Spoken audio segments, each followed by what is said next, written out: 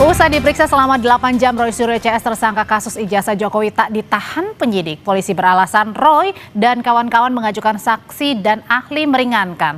Roy Suryo, Rismon Sianipar, dan Tifauzia Tiasuma atau Dr. Tifa kemarin diperiksa perdana sebagai tersangka kasus pencemaran nama baik Presiden ke-7 RI Joko Widodo. Lebih dari 100 pertanyaan dilayangkan penyidik kepada Roy dan Rismon. Penyidik Polda Metro Jaya memutuskan tidak menahan 3 tersangka karena mengajukan saksi dan ahli meringankan.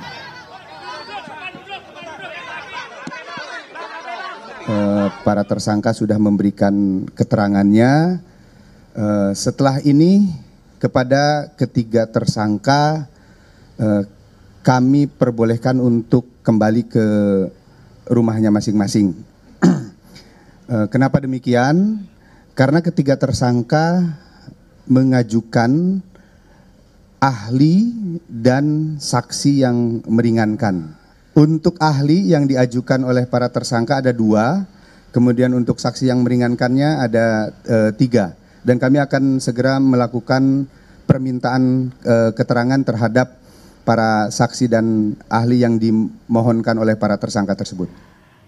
Roy Suryo, Rismon Sianipar, dan Dr. Tifa sudah menjalani pemeriksaan perdana sebagai tersangka kasus tudingan ijazah palsu Jokowi. Apa saja pertanyaan dari penyidik dan siapa ahli serta saksi meringankan yang diajukan Roy Suryo CS? Sudah hadir bersama saya Roy Suryo, tersangka pencemaran nama baik di kasus ijazah Jokowi.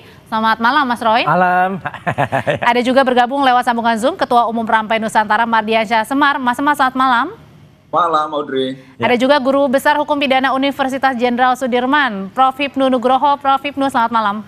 Malam, Mbak Audrey. Ya. Saya mau ke Mas Roy dulu. Mas Roy, ya, Anda kemarin sudah dilayangkan pertanyaan sebanyak 100 ya Mas ya? Lebih. 100 lebih, tidak ditahan? Enggak ditahan. Enggak ditahan. Enggak, ya. Udah. Bang Rismon itu 157, saya di bawahnya dikit, saya 134.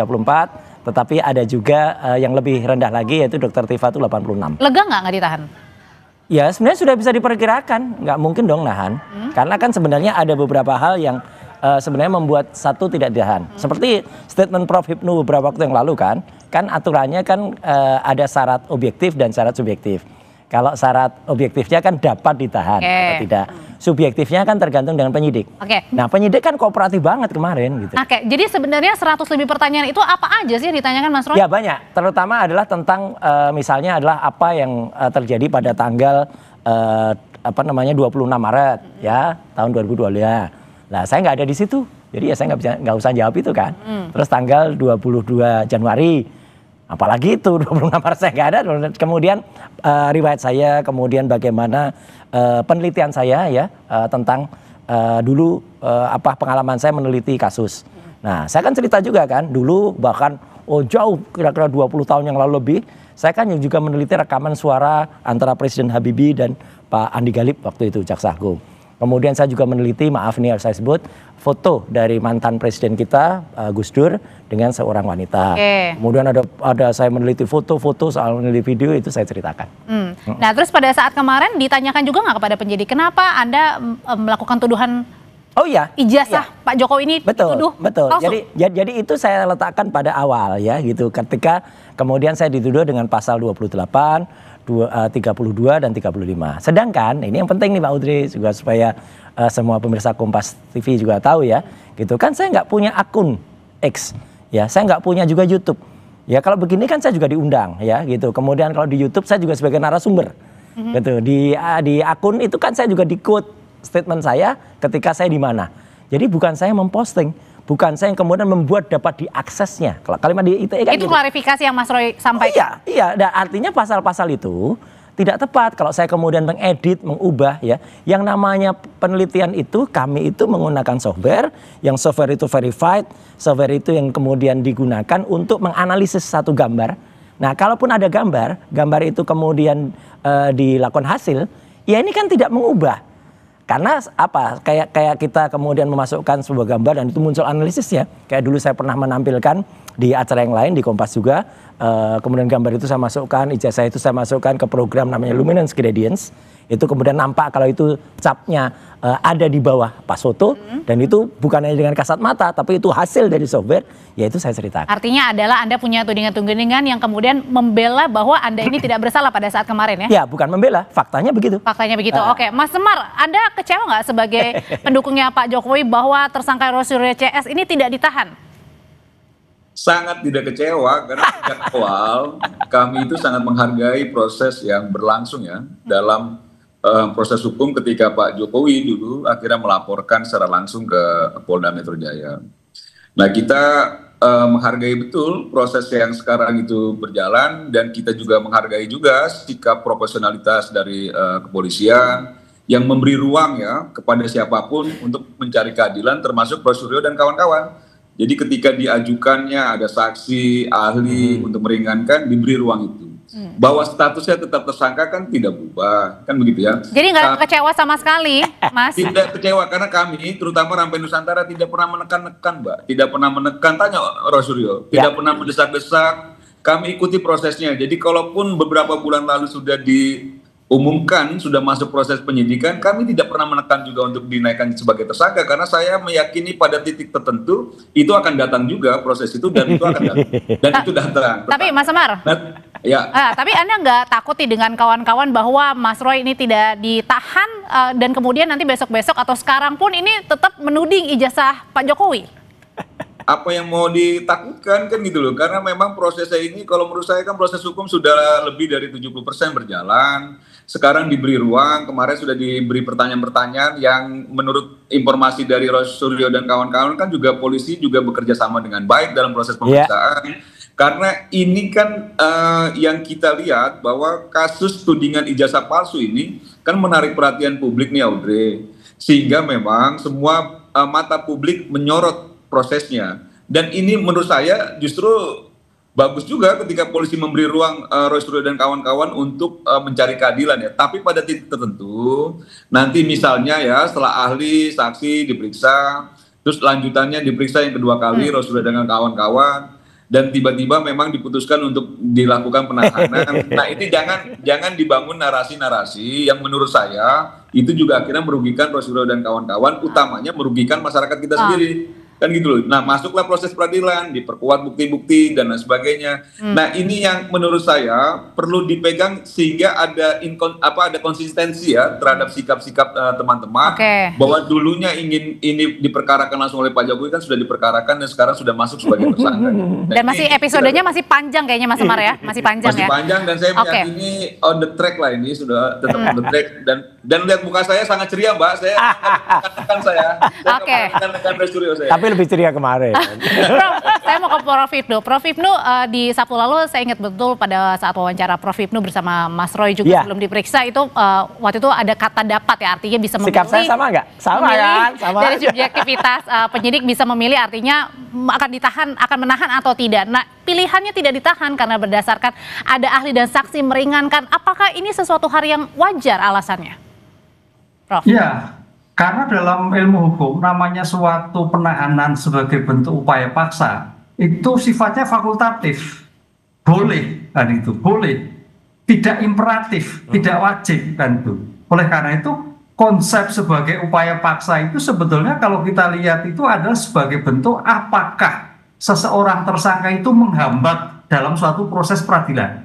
Jadi kalau memang seseorang tersangka apapun kasusnya itu mempercepat peradilan, karena peradilan kita asas cepat. Misalkan Mas Roy dipanggil tidak pernah datang, atau datang terlambat, atau datang kemudian ada kegiatan lain, atau pura-pura sakit. Lah, itu mau tidak mau itu melambat suatu proses peradilan. Lah, di sini urgensi upaya paksa itu adalah dalam rangka percepatan penyelesaian suatu kasus. Itu dari segi formal waktu. Dari segi substansi bukti, karena dalam suatu pemeriksaan pendahuluan khususnya penyitaan, penyelidikan itu adalah bicara bukti, Mbak. Artinya apa? Ketika bukti-bukti sudah cukup, apa yang dikhawatirkan kalau buktinya hilang? Apa dikhawatirkan untuk mengulangi barang bukti? Tapi Prof, ini Ini yang harus disampaikan. Kalau di penuntut umum misalkan itu juga ketepatan waktu. Kalau di peradilan sidang pengadilan itu juga seandainya jam 9 tepat sidang ya sudah cukup, kecuali panggil jam 9 jam 12 baru datang. Itu akan mengganggu semua. Ini sebetulnya esensi dari suatu upaya paksa penahanan itu adalah proses percepatan suatu penyelesaian suatu perkara. Oke, tapi pada saat sehari sebelum kemarin Mas Roy dan kawan-kawan diperiksa kan ada juga harapan dari pelapor ya, dari Pradi Bersatu mengharapkan bahwa Mas Roy ini ditahan karena dengan alasan mencemarkan lagi nama baiknya Pak Jokowi. Ya itu betul pandangan itu. Tapi kembali lagi, bagaimana pendapat subjektif hakim? Apakah sebagai bentuk pencemaran itu mengulangi tindak pidana? Kan itu. Kalau itu seperti itu dilaporkan kembali, itu baru kualifikasi, kan itu loh. Itu memang upaya paksa itu mempunyai efek deteren ya. Jadi ini juga bagian dari pengalaman seseorang sebagai tersangka, siapapun lah, bukan Mas Roy lah. Itu memang kalau sudah bagian proses ya sudah mengikuti proses, tidak mengulang kembali. Nah ini juga menjadikan suatu perhatian bagi kita semua bahwa ini kan perdebatan ini mengulangi lagi, menghina kembali. Konteksnya ini menghina sebagai kesengajaan atau sebagai bagian dari ungkapan. Lah itu juga bagian dari suatu penyelesaian. Kalau itu sebagai ungkapan sengaja, lah itu masuk mengulangi kembali. Gitu, Mas Roy, kalau gitu pertanyaan selanjutnya adalah ketika Anda tidak ditahan, pertanyaannya apakah Anda masih menuding bahwa penetapan Anda sebagai tersangka masih kriminalisasi? Usai jeda ya, tetap.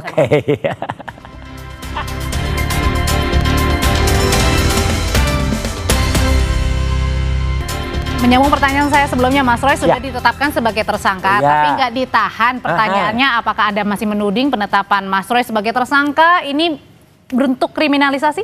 Ya, kalau dilihat sebenarnya kan apa yang kami lakukan itu kan metode research ilmiah. Maka kemarin kan juga kita diskusi soal ilmiah itu. Ya, bahkan tidak hanya itu, ketika kemudian Pak Dileskrim ya, Pak Dr. Imanuddin ya, SH, SIK, MA itu datang ke ruangan, bagus ini.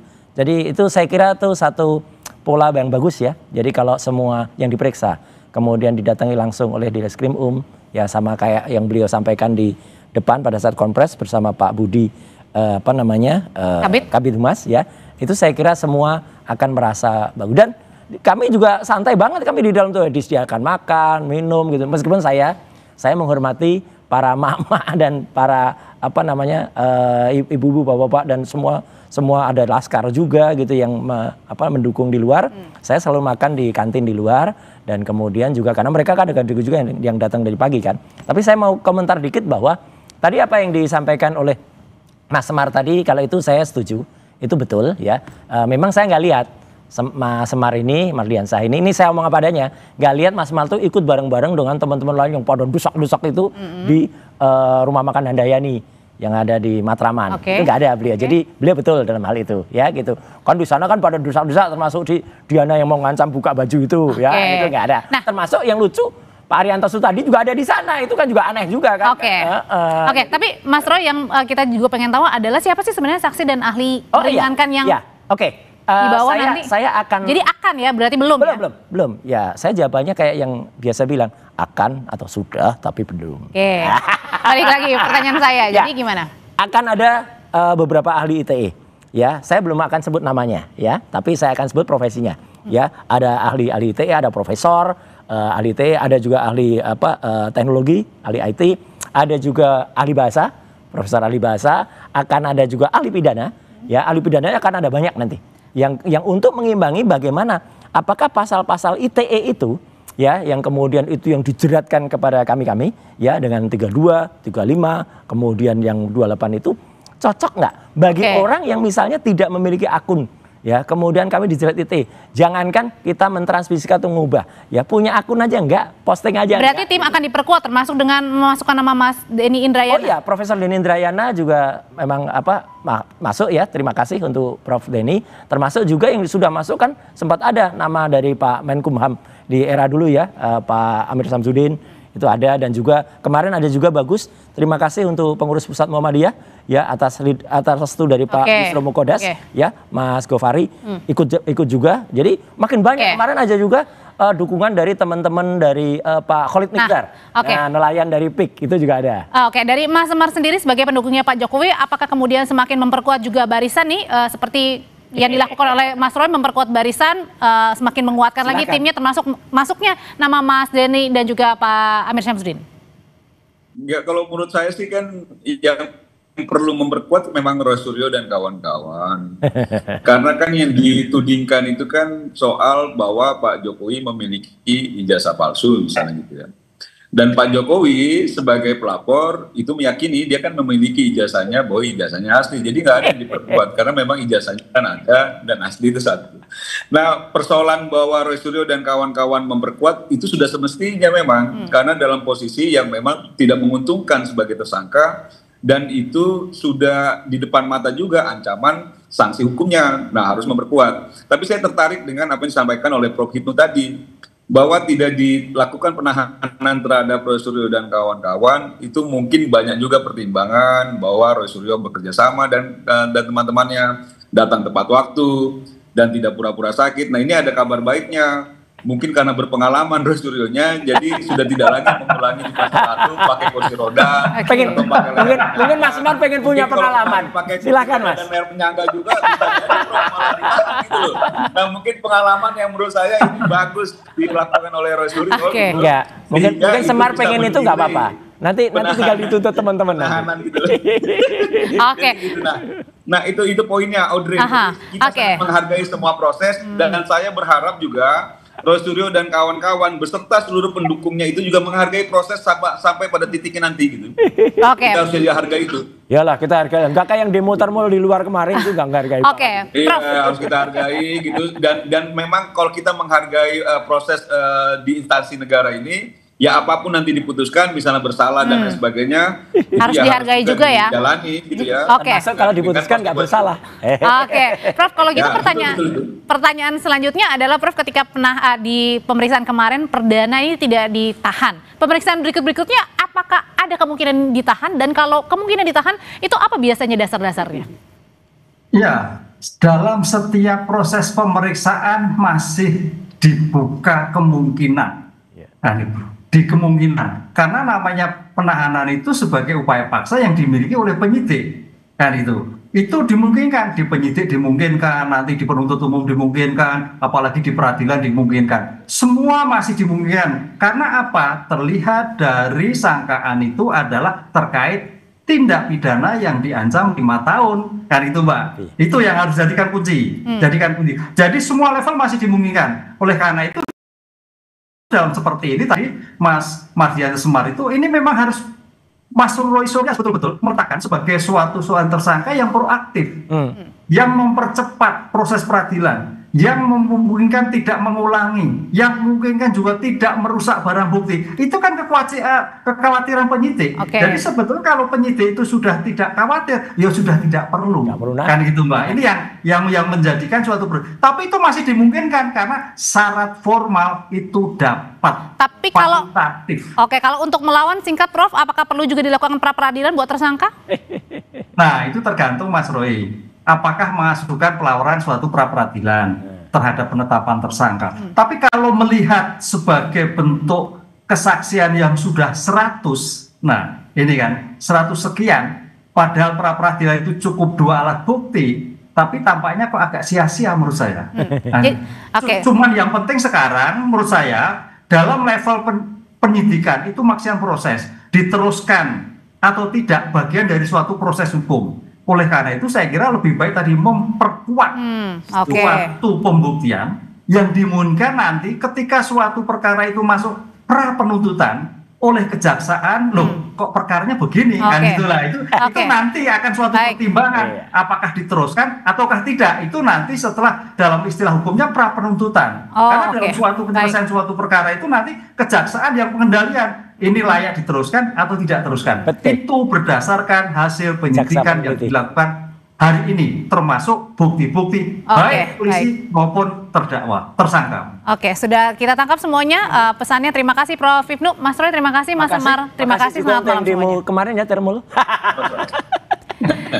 Saudara, kami sudahi perjumpaan kita di Sapa Indonesia malam hari ini. Saya Audrey Chandra dan rekan saya Tifal Soleh Sabel. Terima kasih, selamat malam, sampai jumpa besok. Thank you.